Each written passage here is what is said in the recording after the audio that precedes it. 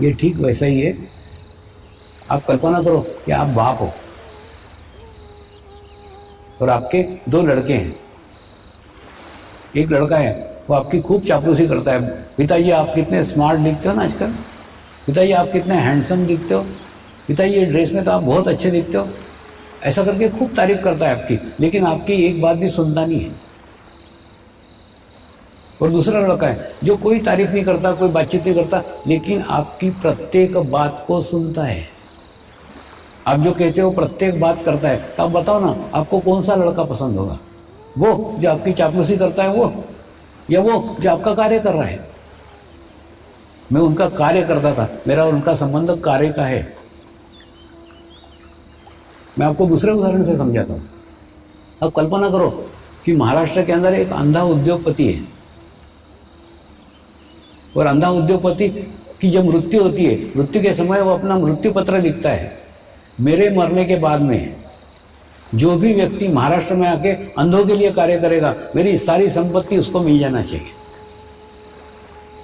Condition क्या? 2, महाराष्ट्र में आके करना चाहिए क्योंकि उसको महाराष्ट्र से प्रेम है, महाराष्ट्र से प्यार है।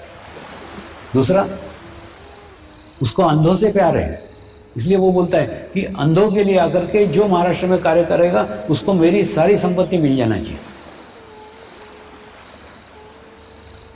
और एक व्यक्ति जो अपने जीवन में अंधों के लिए कार्यरत ही है ही, अंधों के लिए कार्य कर ही रहा है, वो कार्य करते करते करते महाराष्ट्र में आ जाता है। और जैसे ही महाराष्ट्र में आ जाता है, उस अंधे उद्योगपति की दोनों कंडीशन पूर्ण हो जाती है, अंधों के लिए कार्य करना और महाराष्ट्र में कार्य करना। तो वो अंधे उद्योगपति की सारी संपत्ति उसको मिल जाती है, उसका उससे कोई संबंध नहीं है, उसका जीवन काल का कोई संबंध नहीं है। वो 200 साल पहले का है, 200 साल बाद का है, लेकिन उसकी दोनों शर्तें वो पूर्ण कर रहा है, इसलिए उसकी ऑटोमेटिकली संपत्ति उसको मिल जाती है। ठीक उसी प्रकार से साईं बाबा का कार्य मैं सालों से कर ही रहा था, करते करते जैसे ही महाराष्ट्र में प्रवेश हुआ, उनके आशीर्वाद मिल गए, उनके ब्लेसिंग मिल गए। और इसी अनुभव के साथ आपको कह रहा हूं, आप उनके कार्य को पकड़ो, वो आपके पीछे पीछे आएंगे। ये मैं मेरा निजी अनुभव बता रहा हूं। उनका कार्य क्या? सर्वधर्म समभाव कार्य, उस कार्य पे कर रहे हैं। मनुष्य के अंदर की मनुष्यता जगाने का कार्य कर रहे हैं, विश्व के लोगों को एकत्र करने का कार्य कर रहे हैं। सच्ची बता रहा हूं, ध्यान ही एक ऐसा संस्कार है जिस संस्कार से मनुष्य मनुष्य के करीब आता है, मनुष्य मनुष्य के पास आता है। जाति, धर्म, भाषा, रंग, देश, सब सीमाएं बाजू छोड़ करके एकत्र आता है। आज लाखों साधक है, उनके बीच में कभी आप पूछो ना, कोई नहीं पूछेगा आपकी जात कौन सी है, आपका धर्म कौन सा है, आपका देश कौन सा है। आप साधक हो, इसमें खत्म हो गया सब, बाकी कुछ नहीं है।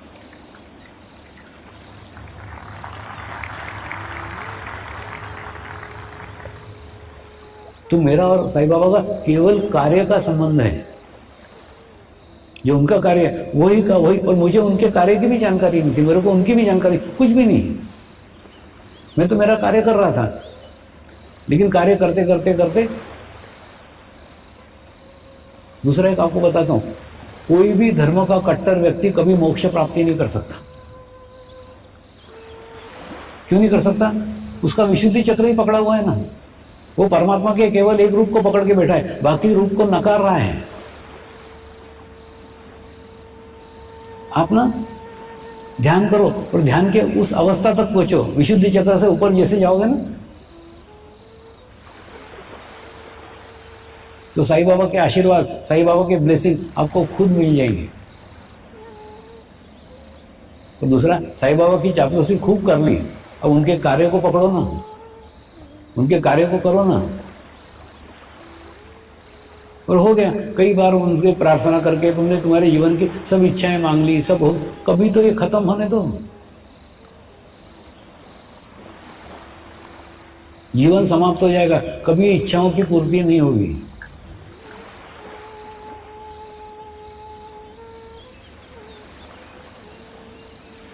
इसलिए कार्य को पकड़ो। मैं कई बार उदाहरण लेता हूं कि जैसे एक गाय को गोला खींच करके ले जाना चाहता है, लेकिन वो नहीं जाती, फिर ग्वाला क्या करता है, उसकी रस्सी फेंक देता है, वो ग्वाले के बच्चे को उठाता है गाय के, और वो आगे आगे चलने लग जाता है, गाय उसके पीछे पीछे आ जाती है। आप साईं बाबा के कार्य को पकड़ो, साईं बाबा आपके पीछे। आप साईं बाबा के पीछे मत जाओ, आप उनके कार्य को पकड़ो, आपके पीछे वो रहेंगे। प्रत्येक क्षण आपको अनुभव होगा कि आपके साथ में, आपके पास में आज्ञा चक्र पे हम सब साईं बाबा के दर्शन करेंगे, अनुभव लेंगे। लेकिन उतनी परिपक्वता, उतनी शुद्धता, उतनी संवेदनशीलता आप आपके अंदर निर्माण करो ना।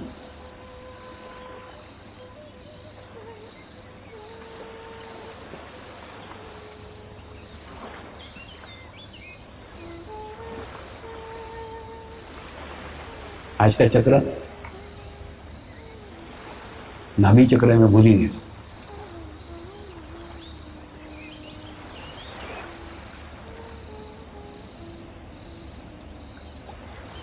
नाभि चक्र का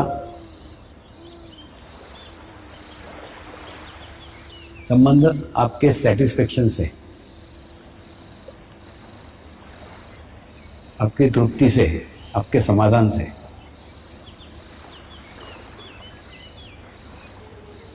मैं उपभोग का विरोधी नहीं हूं, लेकिन उसी में चित्त डाल के अपने नाभि चक्र को खराब करने के विरोध में हूं। कैसे आपको बताता हूं? जैसे मेरे को कार खरीदना है, मेरे को कार खरीदना है, ऐसे 2 साल तक तुम सोच रहे हो, लेकिन कार नहीं ले पा रहे हो, तो उससे क्या होगा? तुम्हारे अंदर एक अतृप्ति निर्माण हो जाएगी, और 2 साल में अतृप्ति निर्माण होने के बाद में अतृप्ति का स्वभाव बन जाएगा। 2 साल बाद तुम मारुति कार खरीद भी लोगे तो भी तुमको लगेगा नहीं, ये तो छोटी है, फिर और बड़ी होना चाहिए। बड़ी भी लोगे, और बड़ी होना चाहिए, और बड़ी होना चाहिए।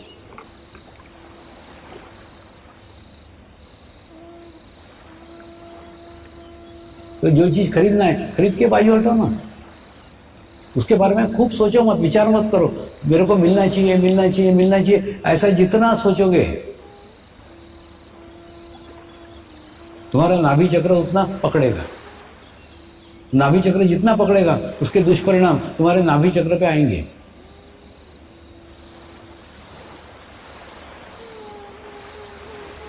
नाभि चक्र का संबंध पति पत्नी के रिलेशंस के साथ भी है। कई पत्नियां मेरे को अपने पति की कंप्लेंट करते रहती है, पति ऐसा है, पति वैसा है। मैं उन पत्नी को बोलता हूँ तू उसको छोड़ दे, तू तेरा ध्यान कर, तू तेरा ध्यान करेगी वो ऑटोमेटिकली सुधर जाएगा। या कई लोग पत्नियों की शिकायत करते हैं, उनको बोलता हूँ तू उधर चित्त मत डाले, उसको सुधारने में तेरे बिगड़ने के चांसेस है। तुम अपने पार्टनर को सुधारने का कोशिश ही मत करो, कोशिश करोगे तो तुम भी बिगड़ जाओगे। सबसे आसान तरीका है, तुम ध्यान करो, मेडिटेशन करो। पति पत्नी का संबंध यूट्यूब तरीका है। साइंस के लैब में यूट्यूब रहती कि नहीं,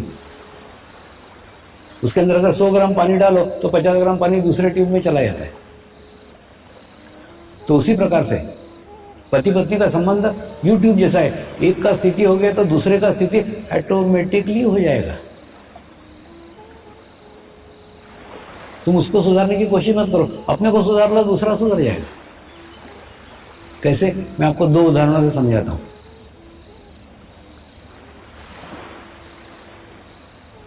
एक टेलर था, उस टेलर की दुकान पे मैं कपड़े सिलवाने के लिए जाता था। ये पहले की बात है ना, अभी तो लोग लाके देते, जो कपड़े देते वो पहन लेता हूँ, अभी नहीं, पहले की बात। अभी तो सब कुछ भी नहीं है मेरा, लोग जो लाके देते वो पहन लेते। तो वो दुकान पे जाता था तो वहां पर उसकी स्त्री भी खड़ी रहती थी, उससे भी नमस्कार चमत्कार होता था। और उसके बाद में एक दिन वो सेंटर पे आई और आकर के रोने लग गई। मैंने बोला क्या हो गया? तो बोली, मैंने बोला तेरा पति तो कितना सज्जन है, एकदम सभ्य आदमी लगता है मेरे को तो। बोले स्वामी जी वो दिन में सज्जन है, रात में दुर्जन है। मैंने बोला क्या हो गया? अच्छा बोला तो है। बोले नहीं, रात को दारू पी करके आता है और घर में खूब धिंगाना करता है, ये फुट डाल, वो फुट डाल, वो तोड़ डाल। वो मारपीट करता मेरे साथ। तो क्या करूं, ये मेरी समस्या है। मैंने उसको कर, एक काम कर, तू नियमित ध्यान करना चालू कर दे, नियमित मेडिटेशन करना चालू कर दे, तेरी प्रॉब्लम दूर हो जाएगी। तो बोले मैं ध्यान करूंगी पति की शराब छूट जाएगी। मैंने क्या, बिल्कुल स्टैम्प पेपर पे लिख के देता हूँ मेरे को, छूट जाएगी।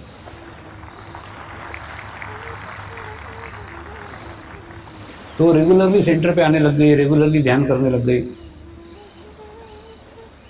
45 दिन तक ध्यान भी किया, अनुष्ठान पूर्ण किया। अनुष्ठान करने के बाद में फिर भी रो रही थी। बोला क्या हो गया? स्वामी ये वो अभी भी पूरी की पूरी बोतल पी रहा है, आधी भी नहीं हुई अभी उसकी, पूरी बोतल अभी भी शराब पीता है वो। मैं तो रेगुलर ध्यान करती हूँ।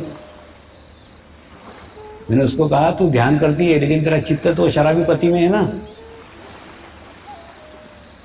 अब तू बता, तेरे ऊपर तू इत्र की बोतलें डाल रही है और तेरी नाक तूने गंदे नाली में डाल के रखी, तो तेरे को बदबू आएगी कि खुशबू आएगी? तो बोले बदबू आएगी। मैंने बोला क्यों? क्योंकि मैंने नाक जहां से खुशबू या बदबू आती है वो नाली में डाली इसलिए। बिल्कुल ठीक ऐसा ही 45 दिन के ध्यान करके तो अपने ऊपर अच्छा वाइब्रेशंस ले रही है, लेकिन तेरा चित्त कहाँ है, तेरा अटेंशन कहाँ है? वो शराबी पति में। तो जब तक तू उसमें से चित्त नहीं निकालती उसकी शराब नहीं छूट सकती। फिर उसके कुछ समझ में आया, उसने पति में से चित्त निकाला और ध्यान करने लग गई, मेडिटेशन करने लग गई। तो एक दिन क्या हुआ, स्कूटर से उसका पति छोड़ने को आया था। वो आता था, कई बार आता था, स्कूटर में बाहर सिगरेट फूकते हुए बैठता था। एक दिन क्या हुआ, जोर से पानी आ गया। पानी आ गया तो कहाँ जाए, वो भी घुस गया सेंटर के अंदर। सब लोग ध्यान कर रहे थे, वो भी पीछे बैठ गया, वो भी ध्यान करने लग गया। ध्यान करने के बाद में जब ध्यान समाप्त हो गया तो मेरे पास आया, स्वामी जी आज मैंने भी ध्यान किया। इनकी अच्छी बात। स्वामी जी मुझे बहुत अच्छा लगा। इनकी अच्छी बात। स्वामी जी मैं भी ध्यान करना चाहता हूँ। इनके करना, किसने रोका है? स्वामी जी मैं रात को दारू पीता हूँ। इनके रात को दारू पिया कर, सवेरे ध्यान किया कर। तो बोले चलेगा? इनके दौड़ेगा। इनके आगे आए मेरे चक्कर में।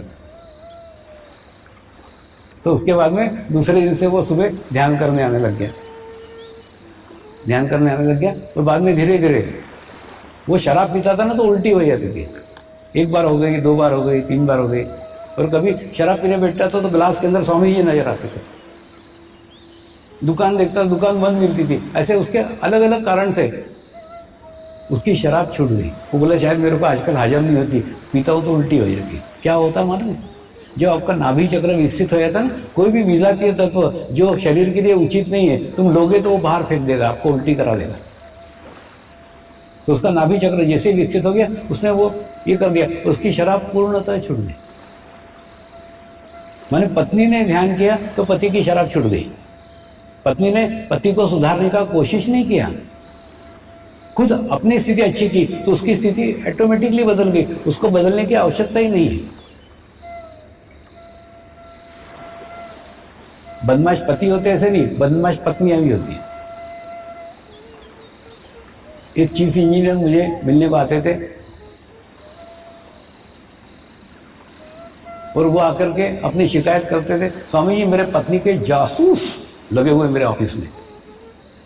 मैंने बोला क्यों? बोले एक आधी मैडम मेरे कैबिन में आकर के थोड़ी देर बैठ गई ना, तुरंत मेरे घर पे पता चल जाता है कि फलानी फलानी मैडम इतने मिनट तक उनके ऑफिस में थी। घर में पत्नी मेरे को पिटती है।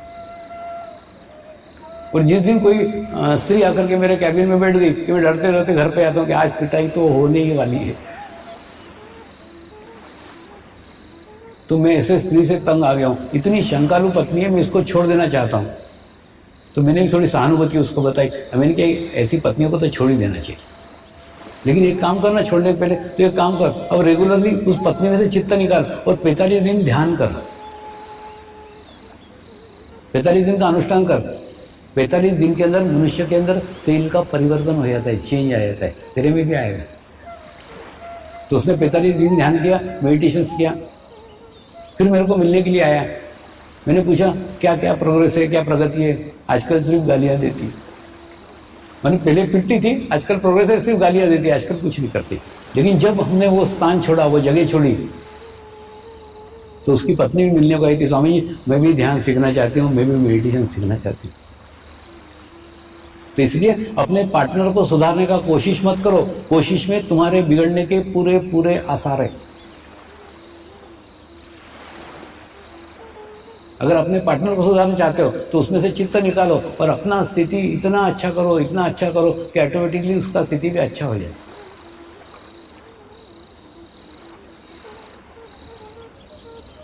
नाभि चक्र पे से याद आया,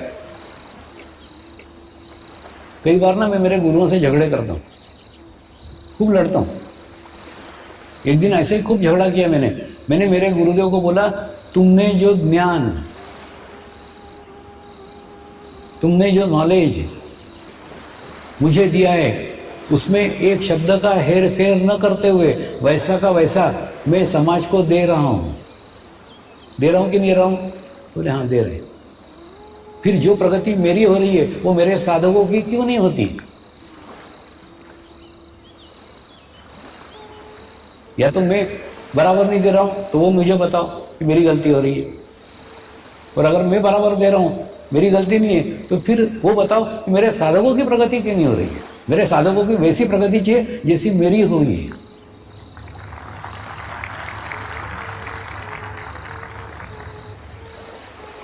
इसलिए मैं झगड़ा करता हूं। तो उन्होंने क्या उत्तर दिया मालूम? उन्होंने उत्तर दिया, कुछ शरीर के चक्र ऐसे हैं जो चक्र उनको ही क्लियर करना पड़ेंगे। जब तक वो उनके चक्र क्लियर नहीं करते तो कोई हथेली नहीं लगा सकता। उनकी आध्यात्मिक प्रगति उनके ही हाथ में। उसमें का ये सबसे नीचे का चक्र था नाभि चक्र।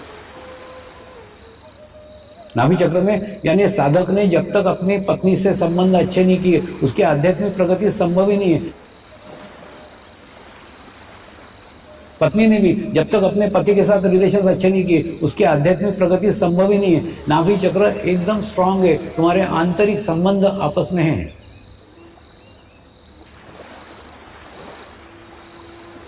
तुम्हारी आध्यात्मिक प्रगति उसके ऊपर डिपेंड है, तुम्हारा पत्नी के साथ कैसा रिलेशन है, पत्नी तुमसे खुश है कि नाराज है, तुम्हारे पति के साथ कैसा संबंध है, पति तुमसे खुश है कि नाराज है, इसके ऊपर तुम्हारी आध्यात्मिक प्रगति निर्भर है। ये सीक्रेट,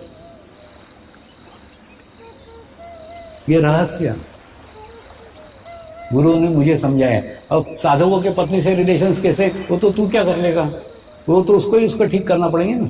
साधिका के अपने पति से कैसे रिलेशन है वो तो उसको ही ठीक करना पड़ेगा ना, तू क्या कर लेगा? वो तेरा क्षेत्र ही नहीं है, तू उसमें दुखी मत हो, तू कुछ नहीं कर सकता उसमें।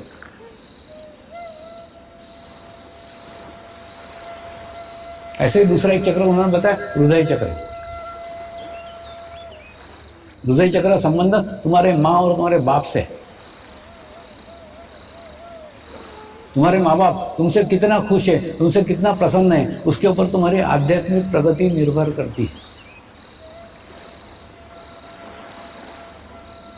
आध्यात्मिक प्रोग्रेस निर्भर करती है तुम्हारे माँ बाप तुमसे खुश है या नहीं है। अगर जीवित है तो उनको खुश करने का प्रयत्न करो, प्रसन्न करने का प्रयत्न करो, और नहीं है तो उनके लिए प्रार्थना करो, उनके लिए प्रेयर करो। जो कुछ तुमसे गलतियां हुई तुम्हारे जीवन काल में उसके लिए क्षमा मांगो, माफी मांगो। माँ बाप परमात्मा का रूप होते हैं, वो आपके सभी गलतियों को क्षमा करने में सक्षम है। माँ बाप से तुम्हारे कैसे रिलेशन से उसके ऊपर तुम्हारा हृदय चक्र निर्भर करता है। हृदय चक्र पकड़ेगा। और दूसरा, ये कहानी किससे नहीं है, ये मेरे जीवन के जीवंत अनुभव है। जब मैं इस मार्ग में आया ना तो वो हादसे को समझ करके मेरी माँ चल बसी, लेकिन मेरे पिताजी से मेरे रिलेशंस अच्छे नहीं थे।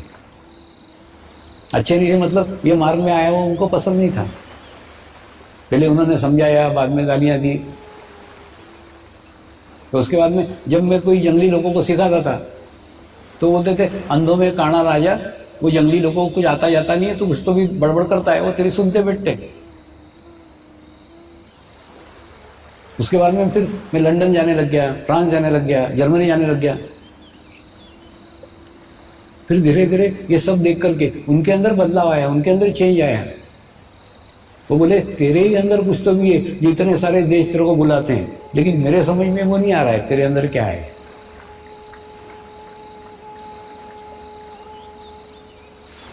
उनकी अभी 3 साल पहले मृत्यु हुई, लेकिन मृत्यु के 3 साल पहले स्थिति ये थी कि मैं उनको पिताजी करके नमस्कार करता था, वो गुरु करके मेरे को नमस्कार करते थे। मैंने जो बाप जीवन भर विरोधी रहा हो,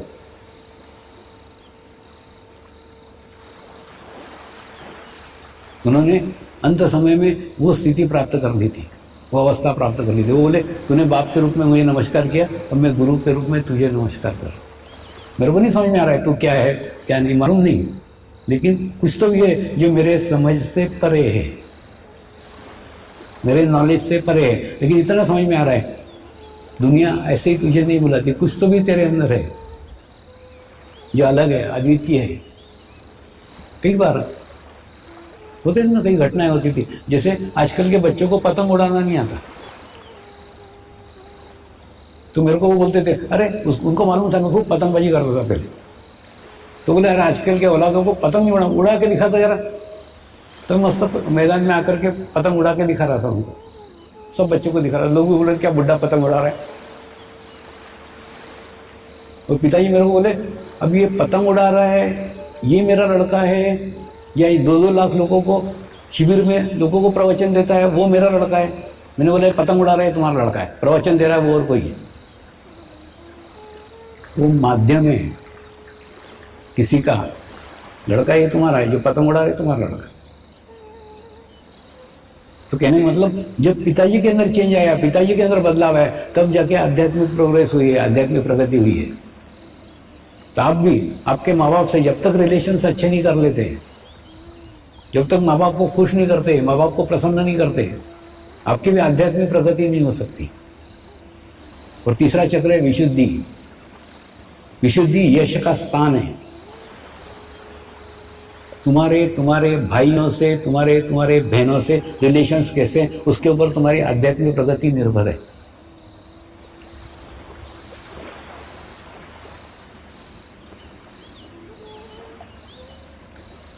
अब ये साधकों का साधकों ही ठीक करना पड़ेगा ना। तुम्हारा पति पत्नी के रिलेशंस कैसे है, तुमको ठीक करना पड़ेगा। तुम्हारे माँ बाप से रिलेशंस कैसे है, तुमको ठीक करना पड़ेगा। तुमको तुम्हारे भाई बहनों से रिलेशंस कैसे है, ठीक करना पड़ेगा। मैंने भी मेरे जीवन में जब बहनों से रिलेशंस अच्छे किए, तब जाके आध्यात्मिक प्रगति हुई है। कई सालों तक कोई रिलेशंस नहीं थे। दूसरा, रिलेशन नहीं रखना भी खराब रिलेशंस के कैटेगरी में आता है। कैसे आता है? बहनें याद करती होगी ना कि अरे पहले अपन भाई के साथ कैसे बचपन में रहते थे, आजकल तो भाई चिट्ठी भी नहीं देता, पत्र भी नहीं बोलता, फोन भी नहीं करता। अच्छा, बहनों से रिलेशन अच्छे किए मतलब उनको समर्पण में लाया, ऐसा नहीं है। उनको जिस मार्ग का इच्छा थी, जिस मार्ग में इंटरेस्ट था, उस मार्ग के लिए उनको प्रोत्साहित किया, हेल्प किया, तो ऑटोमेटिकली उनसे रिलेशंस अच्छे हो गए। मेरे को भाई कोई है ही नहीं, तो बहनों से जब रिलेशन अच्छे हुए तब जाके आध्यात्मिक प्रगति हुई। ये जितने बातें बता रहा हूं ना, ये सब मेरे जीवन के जीवंत अनुभव है। कोई पुस्तक से पढ़ करके आपको नहीं बता, पुस्तकें पढ़ता ही नहीं।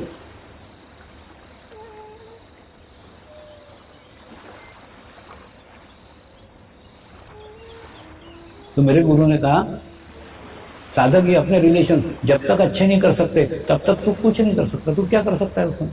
हाँ, तू उनको सिर्फ बता कि ये तुम्हारे संबंध अच्छे करो तो तुम्हारी आध्यात्मिक प्रगति होगी। मैंने दूसरे दिन गुरु पूर्णिमा बता दिया सबको।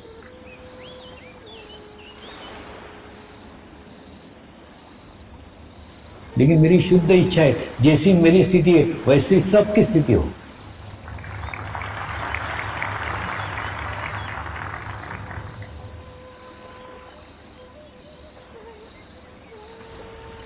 लेकिन ये प्रयत्न,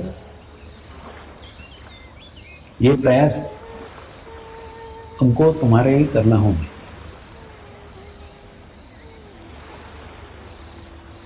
दूसरा, आध्यात्मिक प्रगति के लिए हमारे भारतीय संस्कृति में कई ऐसे माध्यम दिए गए हैं जिनके द्वारा हम हमारी आत्मिक प्रोग्रेस कर सकते हैं। लेकिन उन मार्गों से हम आज विमुख हो गए। जिस प्रकार से उनका अवलंब करना चाहिए वैसा अवलंब नहीं करते। उसमें का एक मार्ग है पूजा। अब आपके दादाजी को, नाना जी को पूछो ना, पहले के समय में पूजा घर का मुखिया करता था। घर का जो प्रमुख व्यक्ति है वो पूजा करता था। लेकिन आजकल वो प्रमुख व्यक्ति को समय ही नहीं है, टाइम ही नहीं है। वो अपने धंधे में, अपने नौकरी में लगा रहता है, उसको पूजा करने को टाइम ही नहीं रहता। तो वो क्या करता है, पत्नी पे डाल देता है। पत्नी भी आजकल नौकरियां करने वाली है, उनको भी टाइम नहीं रहता है। वो क्या करती है, अपने कॉलेज जाने वाली लड़की के ऊपर डाल देती है, तू कर। कॉलेज जाने वाली लड़की को भी टाइम नहीं रहता, उसको बहुत दूर कॉलेज रहता है। वो अपने और छोटे जो 10वीं में भाई है उसके ऊपर डाल देती है कि तू पूजा कर। 10वीं वाला भाई, उसका अभ्यास रहता है, तो वो और छोटे अपने 5वीं वाले भाई के ऊपर डाल देता है कि तू पूजा कर। वास्तव में पूजा मन की एकाग्रता करने का माध्यम है। क्रमबद्ध तरीके से, लयबद्ध तरीके से पहले रेशमी वस्त्र पहनना और मन में भाव लाना कि मैं ये परमात्मा के लिए कर रहा हूं। फिर चंदन घिसना, और चंदन घिसते समय भी ये पूर्ण भाव रखना ये मैं परमात्मा के लिए कर रहा हूं। फिर एक एक भगवान की मूर्ति को नीचे लाना, उसको पानी से मिलाना, दूध से मिलाना, फिर पानी से मिलाना, फिर पोंछना, फिर चंदन लगाना, हल्दी कुमकुम चलाना, फूल चढ़ाना, कपूर जलाना, अगरबत्ती जलाना, प्रसाद दिखाना, आखिरी में आरती करना, जय देव जय देव जय देव। यानी क्रमबद्ध तरीके से, लयबद्ध तरीके से मन को एकाग्र करने का माध्यम पूजा है। लेकिन आज इस माध्यम से हम विमुख हो गए हैं, वंचित हो गए हैं। आजकल पूजा करने को किसी को टाइम ही नहीं है। सबसे घर के छोटे बच्चे को पूजा करने को बोलते हैं। वो बच्चा भी मजबूरी में करता है, उससे छोटा कोई होता ही नहीं, तो सब भगवानों को लेता है, खड़खड़ खड़खड़ खड़खड़ धोता है, रख देता है। अच्छा, घर के लोग भाषा भी ऐसे ही बोलते हैं, बर्तन मांज डाल, कपड़े धो डाल, पूजा कर डाल। यानी बर्तन मांजने में और पूजा करने में कोई भेदभाव नहीं है, दोनों समान है, एक जैसे काम है। तो पूजा जैसा सशक्त माध्यम आज हम खो चुके हैं।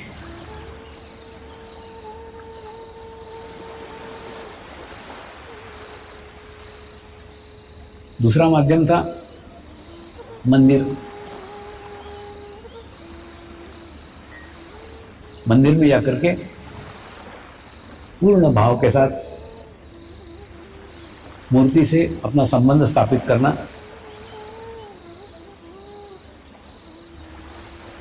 तो अंतर्मुखी शक्तियां मूर्ति में स्थापित होने के कारण हमारी भी अंतर्मुखी यात्रा प्रारंभ हो जाती है और हमको मंदिर में जाके अच्छा लगता है।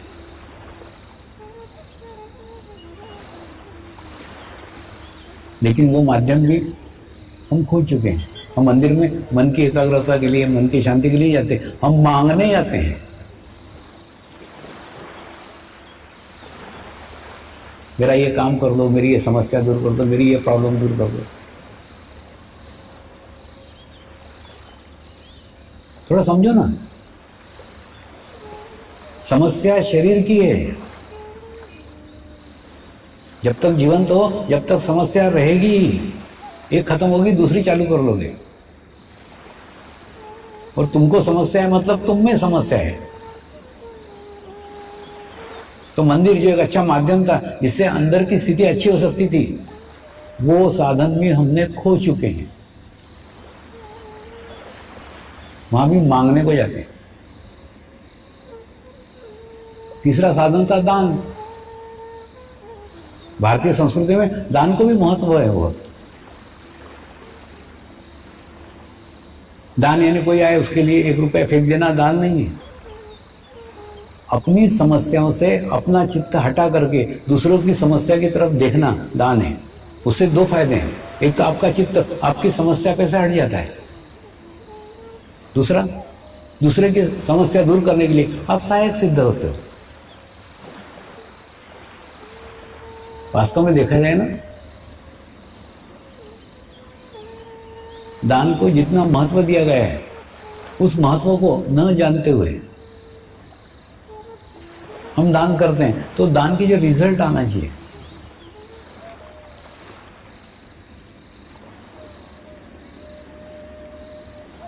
जो परिणाम आना चाहिए, वो हमारे जीवन में नहीं आते।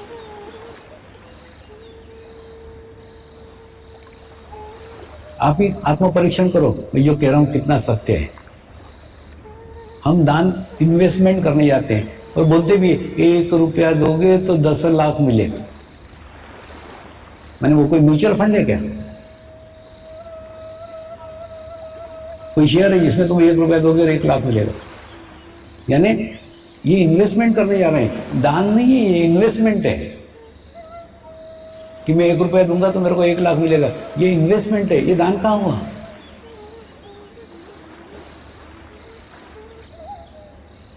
दानसरी के माध्यम को भी हमने खो दिया है। दूसरा, मेरा ये काम कर दोगे तो मैं इतना चढ़ावा चढ़ाऊंगी, मतलब रिश्वत। भगवान को भी नहीं छोड़ा रे बाबा। एक जगह तो छोड़ो, डाकन एक घर छोड़ के करके तुमने एक जगह भी नहीं छोड़ी, वो मंदिर को भी वहां रिश्वत का ये बना दिया कि मेरा ये काम कर दोगे तो मैं इतना चढ़ावा चढ़ाऊंगी, इतना पैसा दूंगी, इतना दान करूंगी, इतना।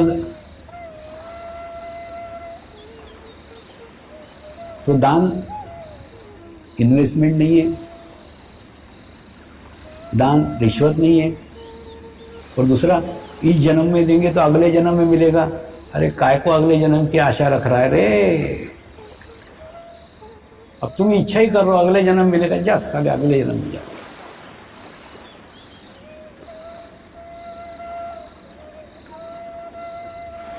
क्यों अगले जन्म का सोचते हो? तुम्हारी सोच ही कैसी? देखो, दान को भी अगले जन्म में मिलेगा, इस जन्म में दोगे अगले जन्म में मिलेगा। चौथा, अपने पाप कर्म कम करने के लिए दान करते हैं, है ना? कई साधु संत बोलते हैं, तूने इतना पाप किया 1 लाख रुपए दान कर, पाप मुक्त हो जाएगा। इतना दान किया 10 लाख रुपए दान कर, मुक्त हो जाएगा। ये कोई बनिए का चोपड़ा है क्या कि कम हो जाएगा, घट जाएगा? जितना पाप किया उतना भोगना ही पड़ेगा, वो कुछ नहीं कटने वाला है। कोई पैसे से पाप कटेंगे क्या? तुमने जो पाप कर्म किए वो तुमको भोगना ही पड़ेंगे। पैसे के दान देके उससे, दान से वो नहीं कटौती हो सकती। तो दान पाप कर्म काटने का माध्यम नहीं है, दान इन्वेस्टमेंट नहीं है, दान अगले जन्म में मिलेगा ये नहीं है, दान रिश्वत नहीं है। दान सरी के पवित्र शब्दों को भी सत्यानाश कर डाला।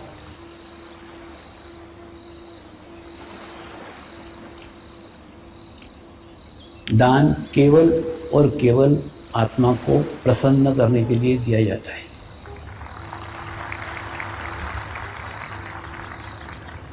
1 रुपया दो, लेकिन किसी को बताने की आवश्यकता नहीं, किसी को दिखाने की आवश्यकता नहीं, और आप इसलिए दे रहे हो कि उससे आपके मन को अच्छा लग रहा है।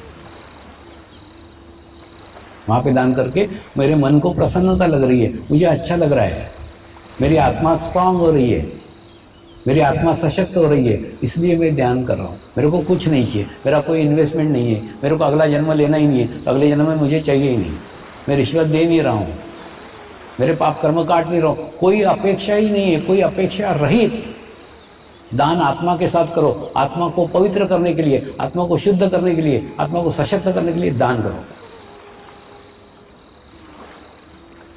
तो दान के अर्थ को समझो पहले, दान काय के लिए कर रहे हो?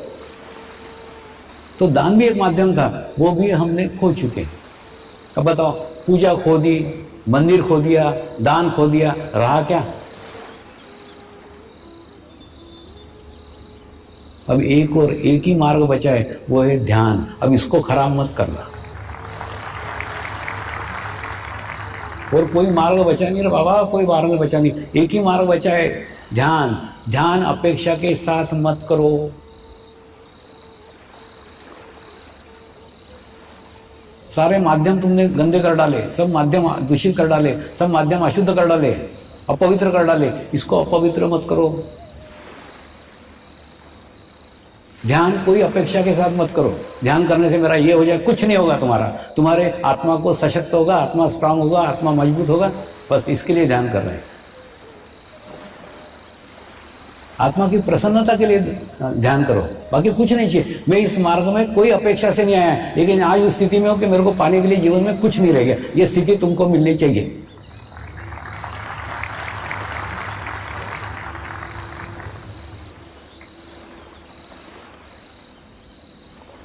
अपेक्षा रहित दान करो, कोई अपेक्षा नहीं है। मैं थोड़ा समझाता हूं। अपेक्षा सारे साधना का सत्यानाश कर देती है, सारे ध्यान का सत्यानाश कर देगी, सारे साधना का सत्यानाश कर देगी, सारे समय का बर्बाद कर देगी। क्यों? थोड़ा समझ लो। अपेक्षा का संबंध आपके शरीर के साथ होता है, आत्मा की कोई अपेक्षा नहीं होती। आत्मा को कुछ नहीं चाहिए। ध्यान आत्मा का परमात्मा से संबंध स्थापित करने का शुद्ध और शुद्ध माध्यम है। उसमें अपेक्षा ला करके उसको अपवित्र अशुद्ध मत करो रे बाबा, आखिरी मार्ग है ये।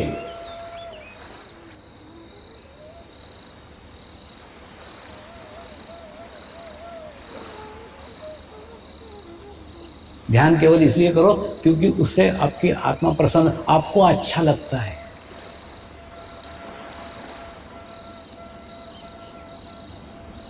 क्या होता है, मेरे को तो सब दिखते रहता है, और ये सब दिखते रहता है ना, वो तुम्हारे सामने रख रहा हूं। इसमें ना दो प्रकार के साधक हैं। एक साधक है, वो कोई ना कोई अपेक्षा लेकर के आते हैं, मेरा ये कार्य हो जाना चाहिए, मेरा ये काम हो जाना चाहिए। आते हैं, ध्यान में आते हैं, और वो कार्य पूर्ण होने के बाद में ध्यान छूट जाता है।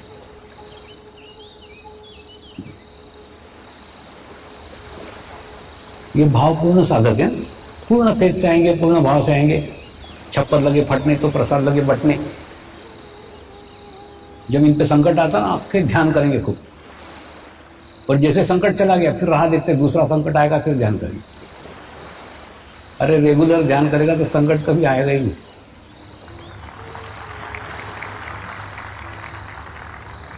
वो दूसरे बुद्धिवादी साधक है। बुद्धिवादी साधकों की खूब प्रगति हुई है, आध्यात्मिक खूब प्रोग्रेस हुई है। उनका कोई विश्वास ही नहीं है इस चीज पे कि ध्यान करने से कोई अच्छा हो सकता है, ध्यान करने से कोई भला हो सकता है। तो उसके कारण क्या, उनके कोई अपेक्षा ही नहीं है। वो ध्यान सिर्फ इसलिए कर रहे हैं, ध्यान करके टेंशन मुक्त रहते हैं, ध्यान करके बीपी कम होता है, ध्यान करके शुगर कम होती है, ध्यान करना अच्छा लगता है, रिलैक्सेशन होता है। बस इतने के लिए ध्यान करते हैं। बाकी कुछ मिलना चाहिए, मिलना कुछ नहीं रहता है। तो उनकी अच्छी प्रोग्रेस होती है, अच्छी प्रगति होती है। तो अपेक्षा लेकर के ध्यान मत करो ना। सिर्फ आपको अच्छा लगता है, प्रसन्नता लगती है, केवल इसके लिए ध्यान करो। थोड़ा समझो, मनुष्य के कार्य करने के ना दो स्तर हैं। एक शारीरिक स्तर पे कार्य है, तो शारीरिक स्तर के ऊपर तुमको कार्य करते आएगा। एक आत्मिक स्तर पे कार्य है, आत्मिक स्तर पे करोगे तो खूब विशाल कार्य तुम्हारे माध्यम से, तुम्हारे हाथ से हो सकता है। ठीक उसी प्रकार से तुम अपेक्षा करोगे तो जितनी तुम्हारी औकात है, जितनी तुम्हारी दृष्टि है, जितना तुम्हारा क्षेत्र है, जितनी तुम्हारी पहुंच है, उतना तुमको मिलेगा। और अपेक्षा रहित कार्य करोगे, इतना मिलेगा कि रखने को भी जगह नहीं रहेगी। और ये किताबों की बातें नहीं, जीवंत मेरे अनुभव बता रहा हूं। इस मार्ग में कोई अपेक्षा से नहीं आया था, आप भी कोई अपेक्षा से मत आओ।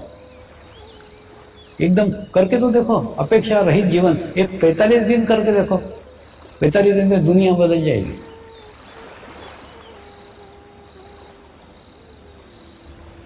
तो हम ध्यान करेंगे, मेडिटेशंस करेंगे।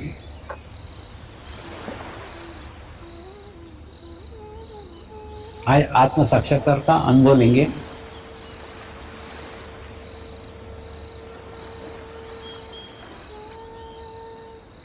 एक स्वीट डिश बना करके आज मैं आपको खिलाऊंगा,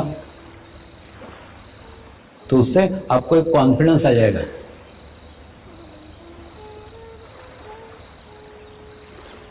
आपके अंदर एक आत्मविश्वास आ जाएगा कि मेरा भी ध्यान लग सकता है, मुझे भी अनुभूति हो सकती है, मैं भी सहस्रार पे स्थिर रह सकता हूं, रह सकती हूं। यह आत्मविश्वास आपको आपके जीवन में आगे काम आएगा कि उस दिन हुआ था, बाद में भी हो सकता है।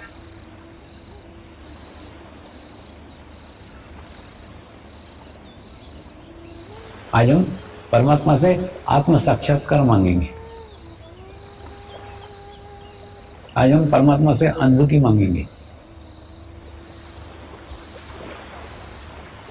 अनुभूति कितनी दिव्य है,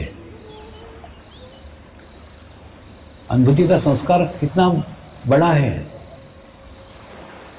कि आप सोचो, भारत जैसे धार्मिक देश के अंदर एक मंदिर न बनते हुए कितने सारे आश्रम खड़े हो गए। अपने कोई आश्रम में कोई मंदिर नहीं, सब फ्रेम खाली है, जिसको मानना उसको मानो। कोई भगवान का कोई मंदिर नहीं है। नहीं तो बिना मंदिर का कभी कोई आश्रम नहीं होता। अपने आश्रमों में किसी कोई मंदिर नहीं, कोई भगवान नहीं, कोई मूर्ति नहीं, कुछ नहीं, क्योंकि प्रत्येक ने अपने भीतर भगवान का अनुभव किया है। परमात्मा की अनुभूति भीतर की है, अंदर की है। अब भी अनुभूति को प्राप्त करो ना, फिर आप किसी भी भगवान को मानते हो, किसी को भी मानो, किसी भी धर्म को मानो, किसी को भी। यह अनुभूति का ज्ञान है, यह अनुभूति का नॉलेज है। ये ग्रहण करो, अपने अपने धर्मों को समझो। कैसे बताता हूं, ये समझ लो, एक हिंदू है, वो अंगूठा छाप है, उसको पढ़ा लिखा नहीं है, तो गीता ग्रंथ उसके कोई काम का है क्या? नहीं। वो गीता की पूजा कर सकता है, लेकिन गीता को पढ़ नहीं सकता, गीता का अर्थ समझ नहीं सकता, क्योंकि अनपढ़ है। एक क्रिश्चियन है, उसके हाथ में बाइबल है, उसको भी पढ़ा लिखा नहीं है, अंगूठा छाप है, तो बाइबल का क्या कर सकता है? आदर कर सकता है, रिस्पेक्ट कर सकता है, लेकिन उसको समझ नहीं सकता, उसकी बातों को नॉलेज नहीं ले सकता, उसका ज्ञान नहीं ले सकता, क्योंकि अनपढ़ है। एक मुस्लिम है, उसके सामने कुरान है, कुरान का रिस्पेक्ट कर सकता है, आदर कर सकता है, झुक सकता है, नमस्कार करता है, लेकिन उसमें से कुछ ग्रहण नहीं कर सकता, क्योंकि अंगूठा छाप है। तो अंगूठा छाप लोगों के लिए तीनों ग्रंथ कोई काम के नहीं है।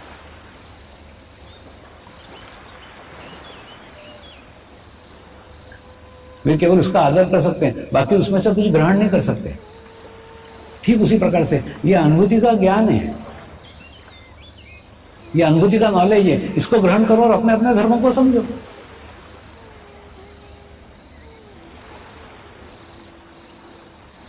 वो उपासना पद्धतियां हैं, इसको आप धर्म समझ रहे हो। अपने अपने उपासना पद्धति का अध्ययन करो ना, उसको समझो, उसके सही अर्थों को समझो, सब समझ में आएगा। जब तुमको अनुभूति का ज्ञान हो जाएगा, अनुभूति का नॉलेज हो जाएगा। तो आज हम वही अनुभूति का ज्ञान, अनुभूति का नॉलेज ग्रहण करेंगे। और जो बिल्कुल नहीं नीचे बैठ सकते, या बैठना संभव ही नहीं है, वो कुर्सी में बैठे रहे। वो कुर्सी में अगर बैठे रहे तो अपने पैर के तलवे जमीन के साथ स्पर्श करके रखें, चप्पल निकाल करके, मोजे निकाल करके टच करके रखें। अन्यथा अगर जमीन पे बैठोगे तो खूब अच्छा रहेगा, क्योंकि क्या होगा मालूम? आपका मूलाधार चक्र भूमि माता के साथ स्पर्श होगा। तो जैसे स्पर्श होगा, आपके कुसंस्कार, आपकी बीमारियां, आपका टेंशन, आपका तनाव, सब भूमि माता खींच लेगी अपने गुरुत्वाकर्षण शक्ति से। हमारे शरीर में तनाव और शरीर में टेंशन निर्माण होने का एक बहुत बड़ा कार्य है। पृथ्वी माता से हम विमुख हो चुके, पृथ्वी से दूर जा चुके, पृथ्वी के गोद में। नमस्कार।